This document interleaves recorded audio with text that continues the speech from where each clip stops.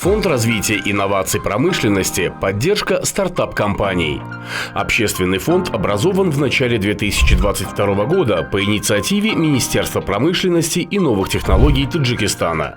Учредителями фонда являются местные частные компании из сферы IT и промышленности. Цель проекта – способствование созданию инновационно-технологической экосистемы в стране, стимулирование и развитие инновационных решений в разных секторах экономики, создание новых рабочих мест. Фонд обладает собственным помещением iPark.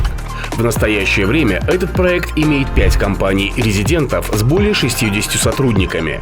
Они занимаются разработкой программных обеспечений как для местных, так и для зарубежных компаний на базе аутсорсинга и аутстаффинга. Преимущество iPark – общий зал с рабочими местами, митинг-рум, переговорная комната, атмосфера, которая располагает к работе.